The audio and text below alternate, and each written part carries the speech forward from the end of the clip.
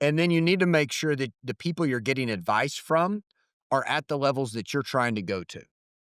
I love being in a room where I know I don't need to talk because I'm not the smartest person in the room. Because that means I'm in the right room and I'm shutting up and I'm listening.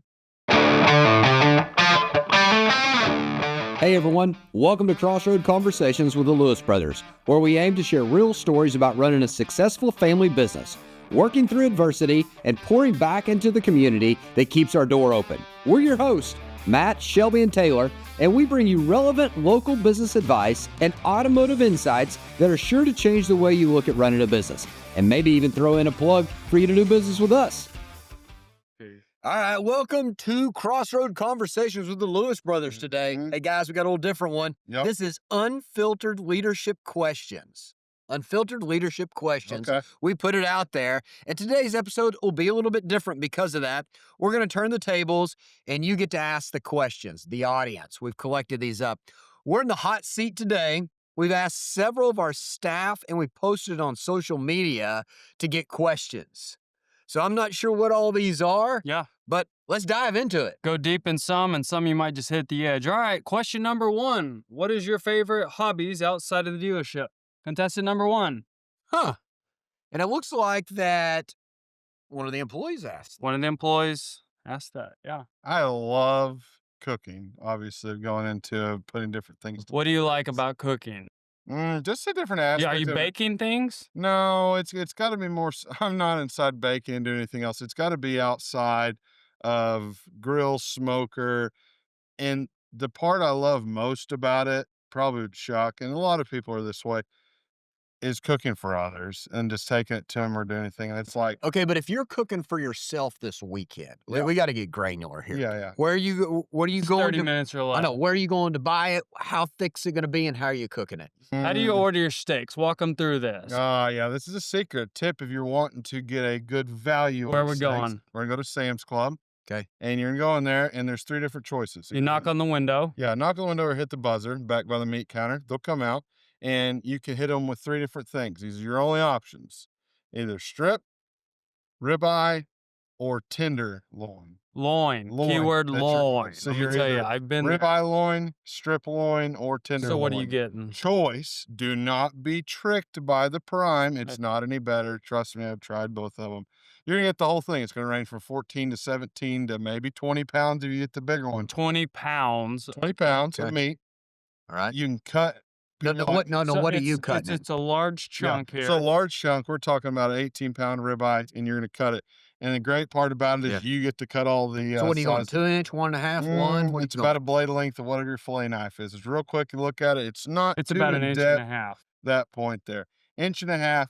Cut up. You seal it. You can put them in the freezer if you want to wait You're not longer. sealing them. What are you doing? I put them in the fridge so you can cook them every single day or go through. But the biggest deal about cooking is it's just me being able to provide stuff for others and go through there. So that's a sense of enjoyment that I get. Whether it's cooking out here, it's cooking on the trails and bringing light to people's lives. That's Sure. the enjoyment I get out of it.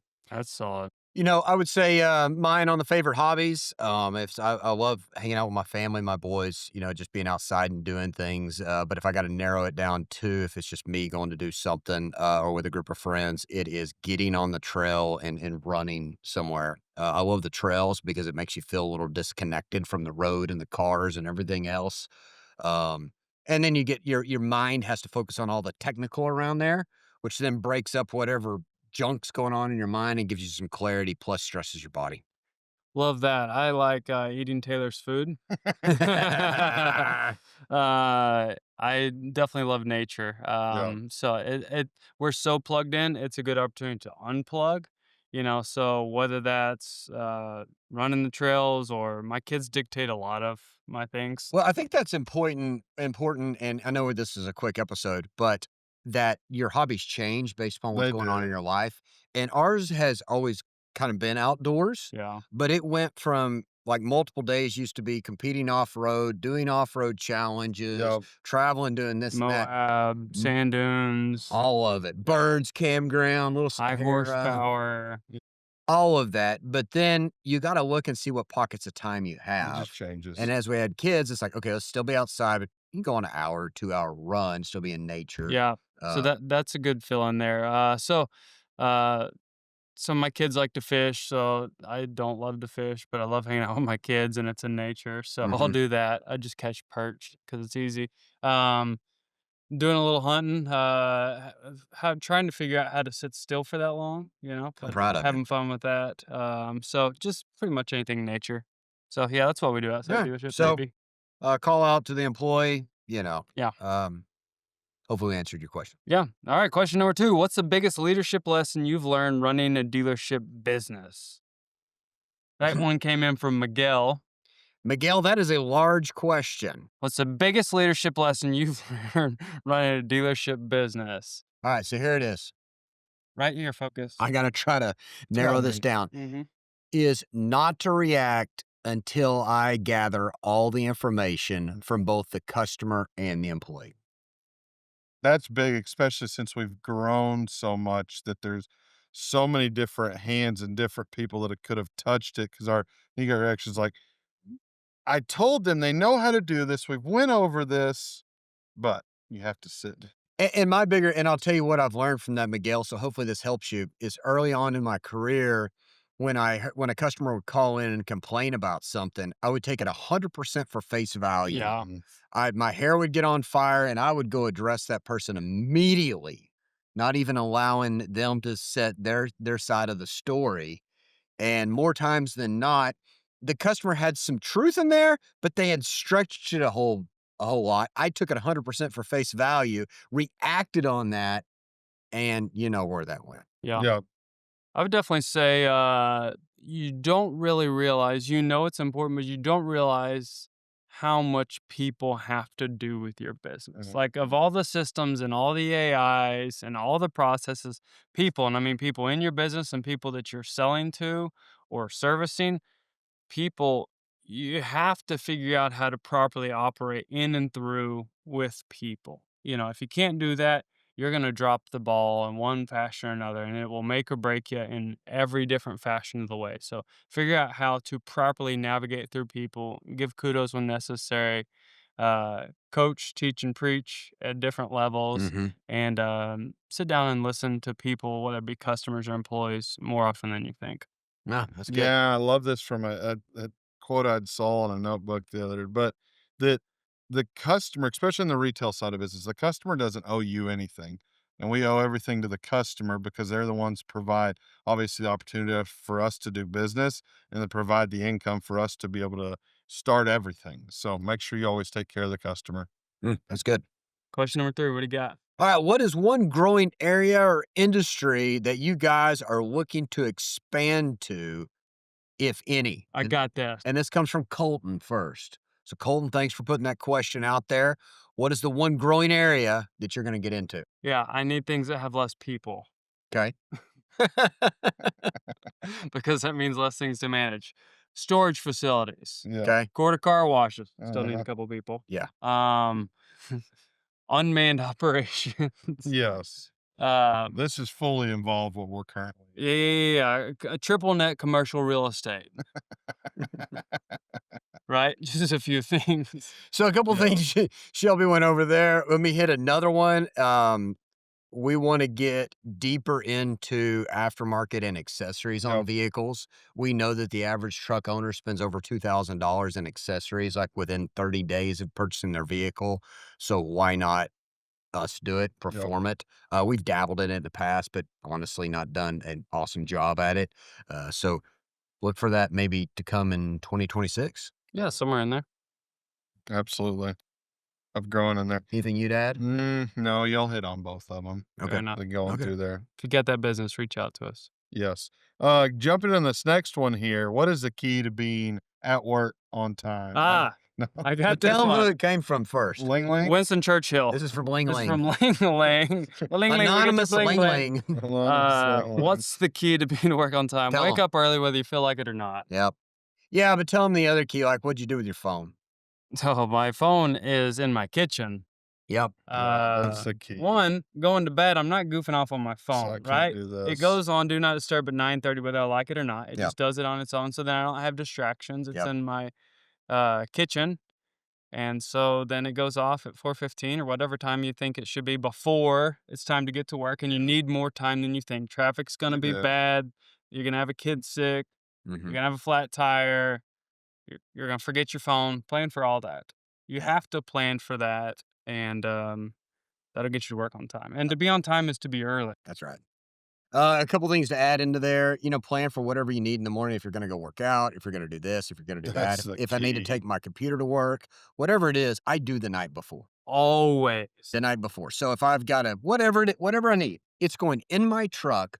So really, all I got to do is grab my cup of coffee and get in my vehicle. And here's the thing, procrastination is the killer of all things, Mhm. right? Mhm. But if you don't feel like it when you still have some energy, You're not. tomorrow morning when the Ain't alarm happening. goes off at any time, you will not feel like it. Your head's going to be cloudy, the lights are going to be off. Kids are running around, people are Oh, screaming. It's not yeah. gonna be. You ain't gonna remember. Pack your stuff. And like on some days when we have events, Mm-hmm.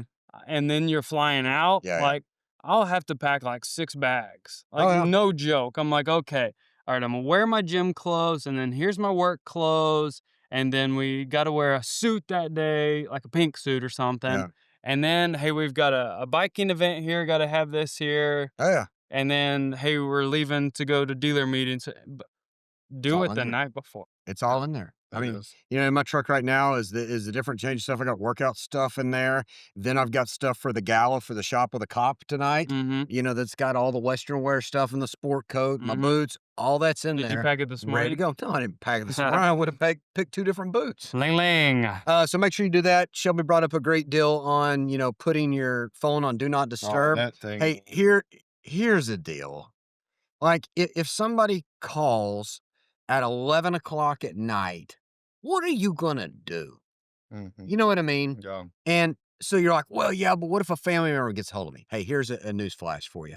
When you set up your phone on do not disturb times, you can allow Yeah. your favorite contacts. Yeah. Yeah. So my favorite contacts, I still have in there if they need to get a hold of me because something's really going on. Because I know that they're not gonna call me at 11:15 to tell me some BS. As for the over under the Dodgers Yeah, or something. you're just not gonna do that. Like when I called you the other night at 3:40 in the morning, whenever I was running through the woods, you probably thought for a second maybe I'd had a stroke and fell down a thing. But then I was like, hey, how do you start this? Or what's your passcode? Yeah. And you went It's right written back on to the back sleep. of it. I was like, son of a gun, I'm sorry. Guys, I'm delirious. Night night. It's all good.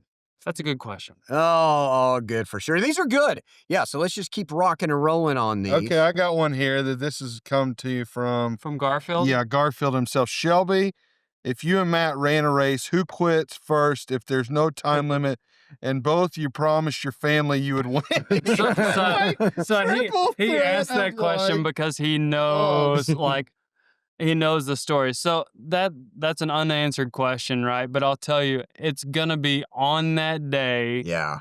whoever's body has the ability to ready. last the longest, right? Yes. Yeah, We've and seen that many times. we have. And I read this question. I happened to read this question a couple days ago. Yeah. Okay, so I've thought about this one. Mm-hmm. All right, so I got to give Okay, you my let's answer. give your All right, so Anthony, here you go. You ready for this one? All right, so here's the deal. There are races that Shelby has beat me in. There are races that I have beat him in. We're both highly competitive people. Highly competitive. But the most successful races we've had, and this isn't a political answer, the most successful races we've had is when we take our competitiveness and join forces and bury the rest of the field. No doubt. And that's the same. I just relate that over into business Mhm. when you can take the 3 of us being highly competitive.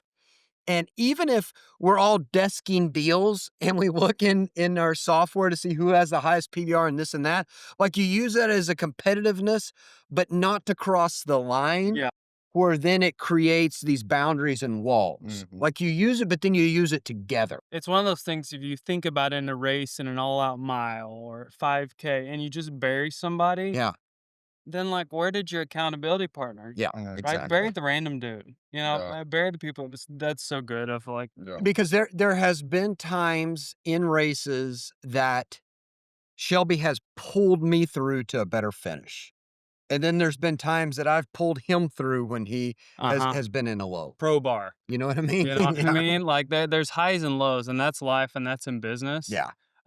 Because there are, and you go through them at different times. Mhm. Mhm. And so it's been one of those things like, hey, here's some headphones, turn some music on, follow me. Like, Yeah. don't ask questions, or like, hey, you haven't eaten, eat Sure. this. Right. And so it's the same thing in business. But so, right, I've won races, Garfield. he's won races.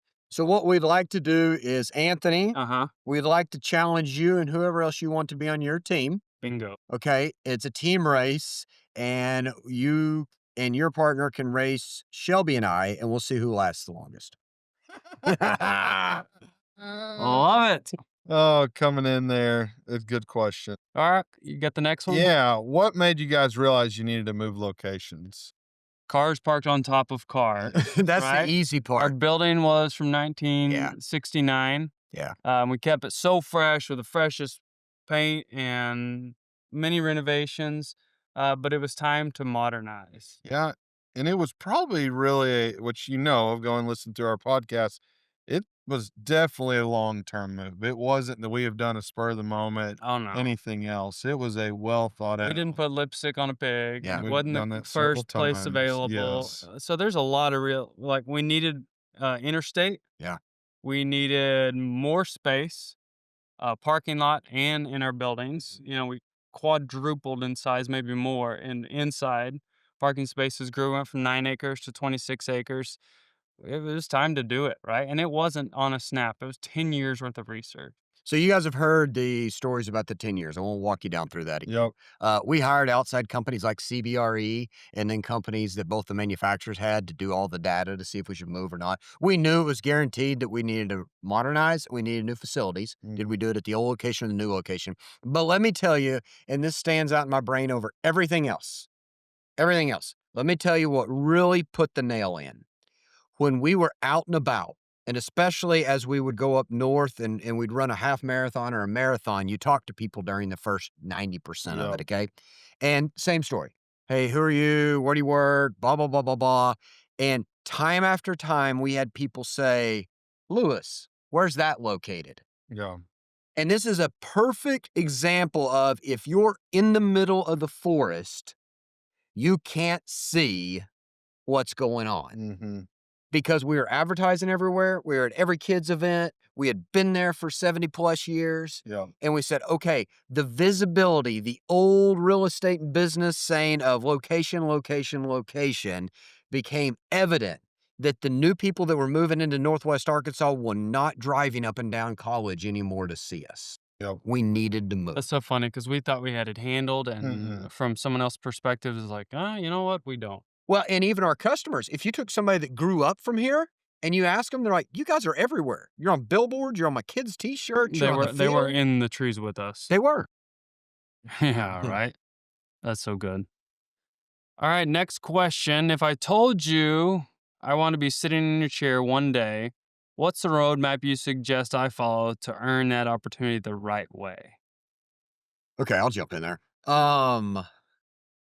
Depending upon which seat you're in right now, is you need to be willing to work in different positions within the dealership, even if some of them are just lateral moves Mm-hmm. to gain the experience, not only the experience, but two, to figure out where are your strengths actually at. Mm-hmm. You might think you're doing great, and you may be doing great exactly where you are right now. But what if that's not really your strength? And in services and you're in sales, or finances and you're in sales. So number two to that, or number one, whatever number I was on. The next part, no, is it's a long-term game. It's not an overnight. And that's why we have people in manager positions that have been with us 20 plus years. Mm-hmm. Okay, it's because we make sure they're in the right fit. And then you need to make sure that the people you're getting advice from are at the levels that you're trying to go to. I love being in a room where I know I don't need to talk because I'm not the smartest person in the room. Because that means I'm in the right room and I'm shutting up and I'm listening. Yep.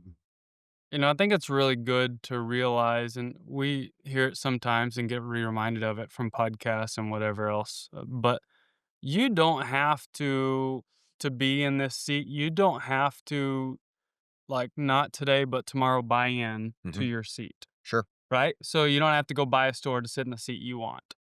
You also don't have to be an heir, like a Mhm. family member, to get there. More often than not, that what we see, like the last time we talked about a dealer group and we were listening to a podcast as sales managers, this was a guy that had been raised in the car business in not his later days, but he wasn't like through it completely like we were, Mhm. and had just come on as an employee and then had done really good, listened correctly, operated very efficiently, and had been wildly successful. Then he saw opportunity, he went and worked here. He saw opportunity, he went and worked here within his group, and he kept growing. And now he's the CEO over a very, very Sure. large group. Yep. So don't ever handicap yourself and say, well, I don't have that opportunity. Everybody's got that opportunity somewhere, Mhm. someplace, but you're going to have to put some skin in the game with some sweat equity. Yeah, that's good. That's good. Absolutely going there. All right, next up here, it says, This is automotive. Would you rather? "How many cars do each of y'all own, and which one is y'all's favorite?" This So comes we to have us from Eric. 1,000 plus for sale out front. And my favorite one, and I love this because it's always they're like, "What's your favorite?" "The one that's in your driveway." And they're like, "No, Taylor, really? This kind What's of your goes back to the favorite?" seasons of life. No, no, it does, it does, and it all goes back when we talk about our first car, we can talk about, the car, whatever car we're at, but it does go back to seasons of life for sure. And it's so funny because it's wherever because if it's your first car, or if it's your car that you got that when you were growing up, what was fun and you Yeah, remember. And of course, we love Fox Body Mustangs, and that yeah. was that era of growing up. And then Broncos, and Alright, so we have gotta all say sorts. something here, so here we go. Yeah.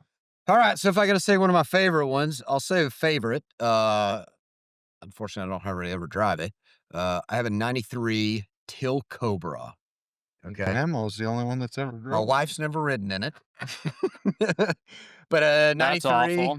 Teal Cobra that I've had for a while. Yeah.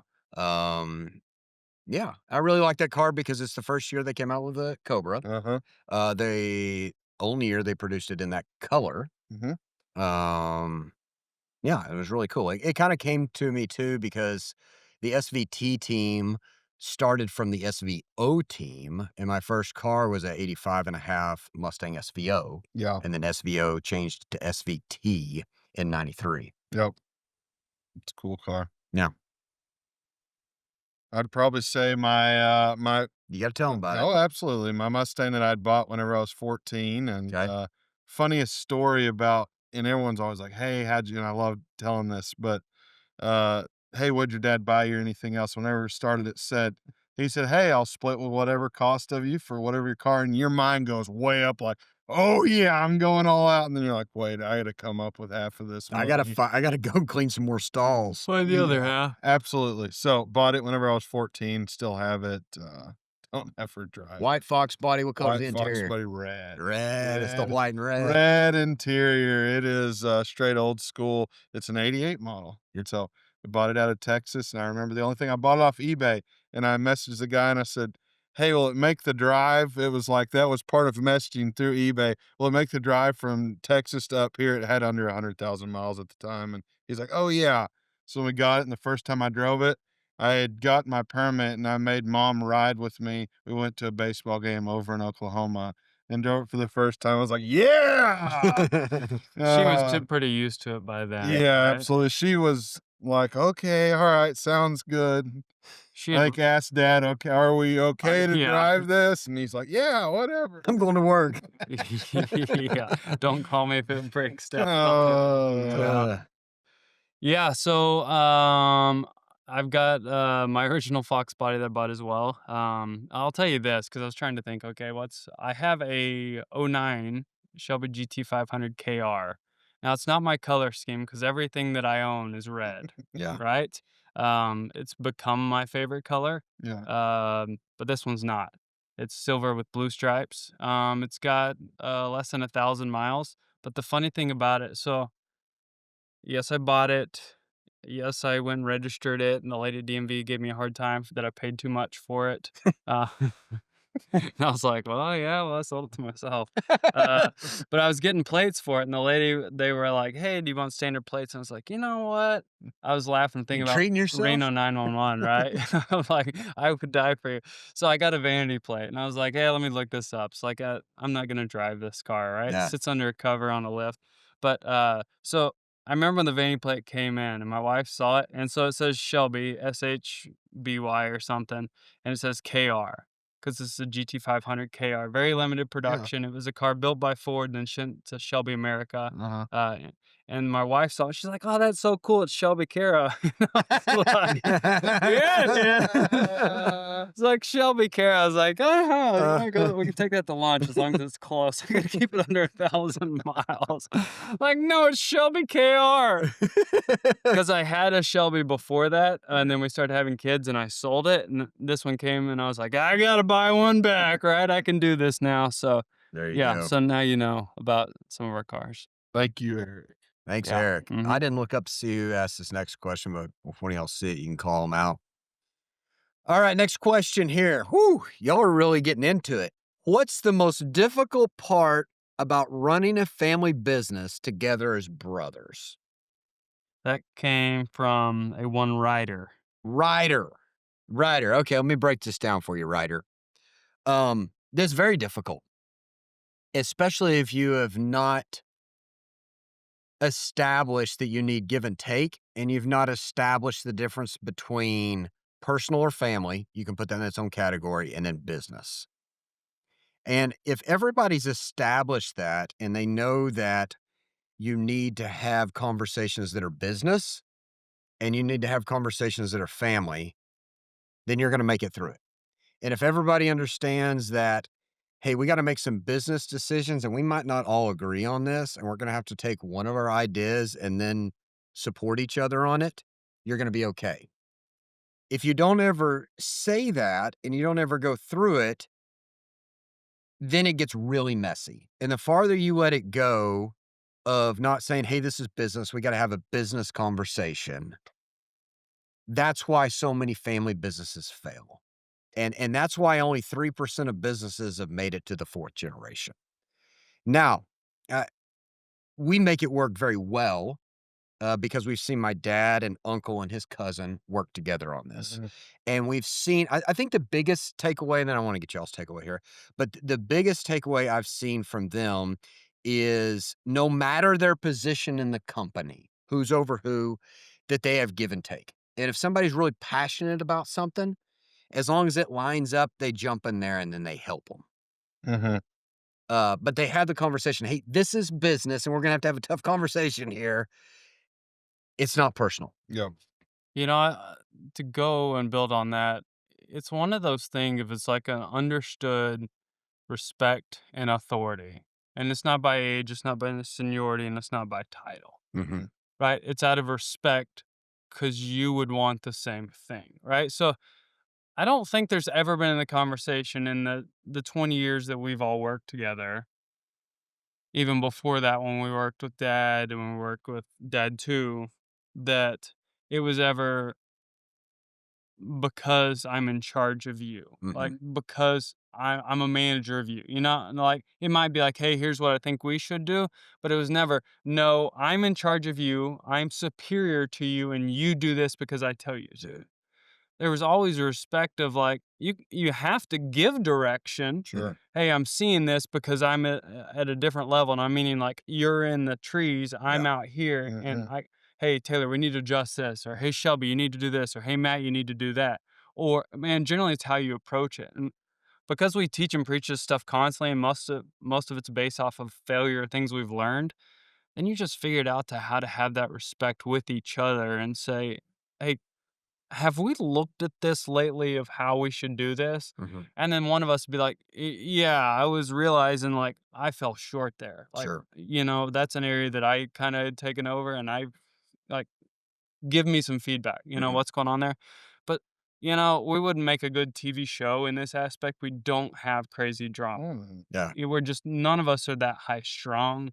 We're not MFing each other and slamming the door and peeling out of the parking lot.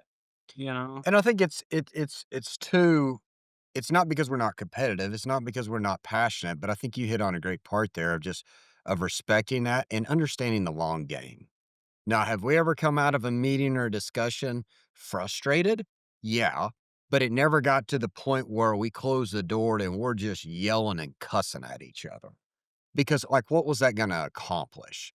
And we've all had discussions in here with each other, and we come around, we're, "Son of a gun, that they're not seeing that, or that's just not right." We let those emotions calm down, and sometimes we'll circle back around and talk about it, Yeah. because we can sense, like, "Okay, we weren't all on board there. I Yeah. was really passionate here. We better, like, let that simmer for a second, Yeah. and then we'll come back around." Don't just, like, hope it fixes itself No.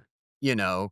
But again, yeah, what's the long game here? And it's for us to continue a family business, support each other, help it be wildly successful, and then we're here for our employees because they're the ones that are generating it all. Yeah. You know what I mean? So I think that's and a great example of this. And then Taylor, we got to get your thoughts here. But I was thinking about this the other day.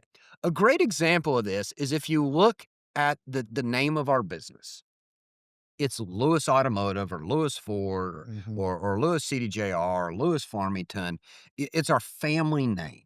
We haven't split up and it's Shelby Lewis this, Taylor Lewis this, Matt Lewis this. Mhm. That's checked to the side. Yeah, it's It funny you say that. There was a time that it was like that. it was even within our organization. Yeah, it was Andy Lewis, Springdale Ford. Yeah, It was Tim Tim Lewis. Lewis Ford. Yeah, I don't know if they ever renamed, I don't know the either. CDGR for Tommy, Tompkin. but when I was doing research on old documents and I was going through old newspapers, I found that, and so I was like, "Dad, what was the theory here?" Right? Andy Lewis, Springdale Ford stuck around the longest, and Mhm. Dad was like, "I don't want my name up on the building. This is a team. Like, we're Yeah, doing this as a team, and it's Lewis Automotive." I'm not talking speaking of family Lewis, I'm speaking of family of everyone who works here, yeah, and that I think that's just has been our we don't want the spotlight. We want it yeah. on all the people here. We're proud of our family and what our family has No built, doubt. but, like, together we wanna work on that, and you see that some and I'm not calling anybody out, but you see that some in some other businesses, and then they gotta add the word in there, "and sons." But if you say if it was Tim Lewis Automotive and Sons, like, we would still be living, like, under that Yeah. umbrella, you know?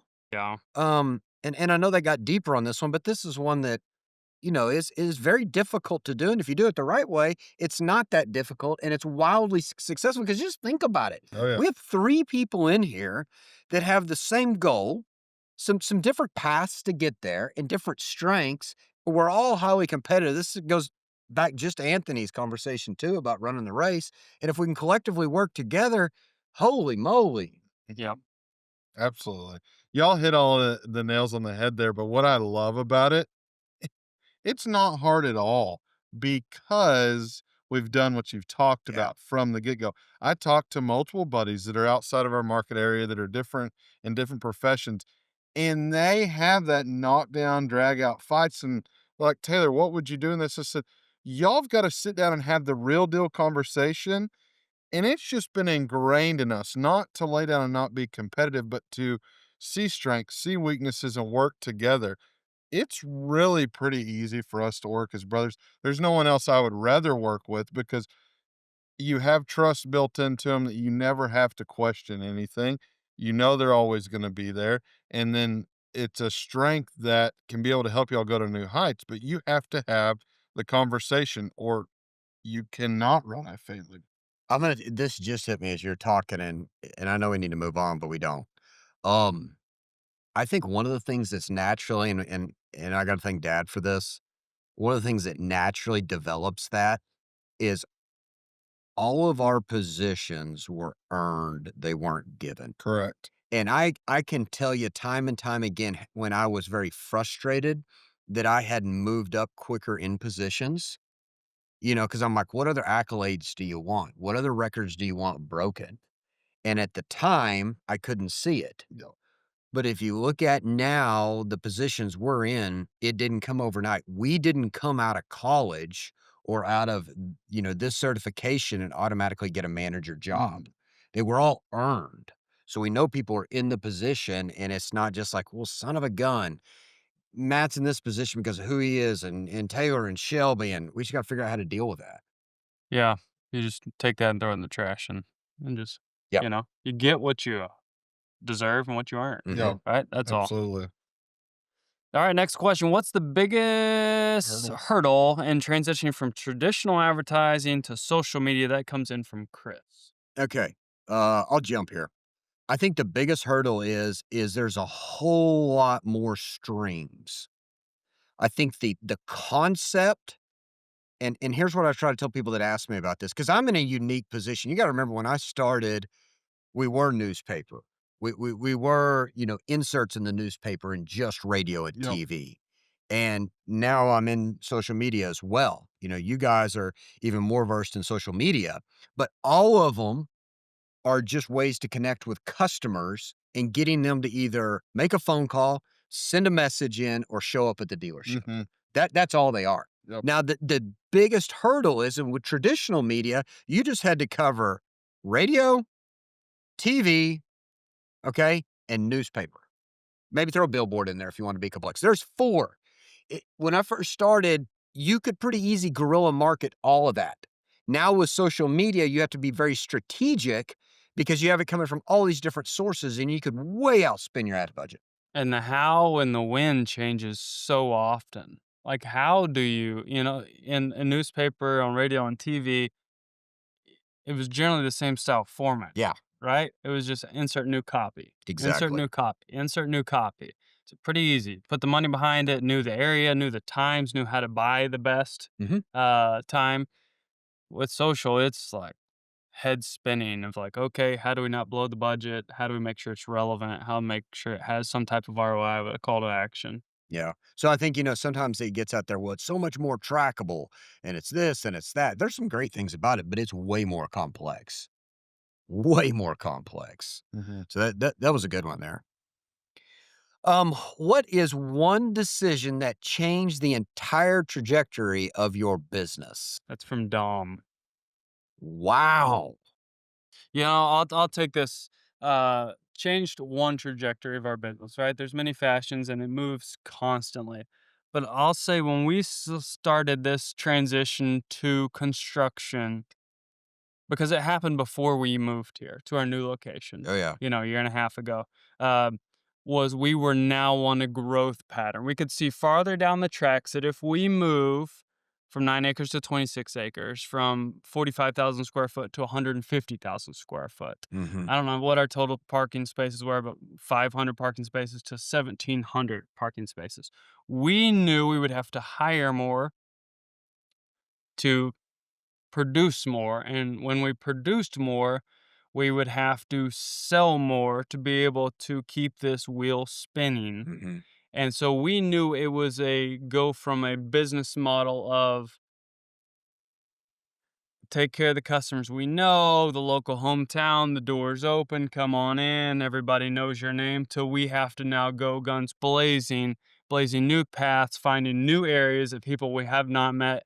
And it was about vehicles in operation. Yep. Yep. Vehicles in operation, and the more vehicles we could get in operation. So that like was a machine gun, very precise, sniper like, but machine gun of okay, how do we do that? Insert Lewis guarantee. Yep. Why buy? Mhm. Move to the interstate. Vehicle storage tower out front, the big car tower. That was another thing to say, hey, the car display, the whole way the whole thing lays out, the pickleball courts, the basketball court, the gym. So that was for employees and that was for customers. That was a trajectory of changing our entire business was growth mode. Yeah. Like, okay, now we're gonna transition over and it needs to look completely different. It needs to have the same feel, but completely different. So this was not an okay. We got to really accelerate. And I think that you hit on it. It's such great. Like, we're always going to be able to go back to that of when we went construction and we actually move because we always wanted to grow across town, but we put ourselves in a position where we had to. And we had these big aspirations and growth that we wanted to do into all these buildings, and then we built them. Mhm. Like, now we gotta make Now it you happen. have to. You have to make it Yep. happen. And for sure, I'll say that that decision of, like, when that construction came up, you guys were helping in all the areas.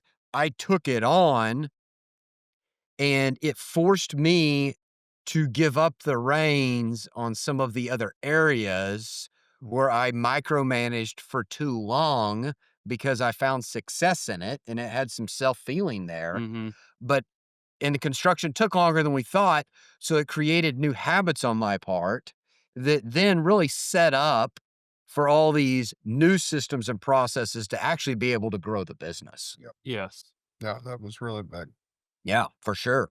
Man, that's some good ones. Y'all see any other ones listed out there we need to talk about question wise? And if you're listening to this, we'll do it again because we love going Yeah. over information that you guys want. You know, we Mhm. really like answering questions that and it can be about us or it can be about the business or what you're struggling with or ideas you have. Shoot it over to us on social. We're looking forward to doing more episodes like this that are a shorter format, and we're getting into exactly what you guys are looking. All right, last question I found from Frankie. How involved are you guys in the running community? I think that was the only one. Well, we spent The 25 plus hours on Mount the Kessler. Hey, let me tell you, let me give you the best. Sorry, didn't mean to I cut you run a off, but I'm gonna lot. cut you off. Yeah. You do run. Yeah.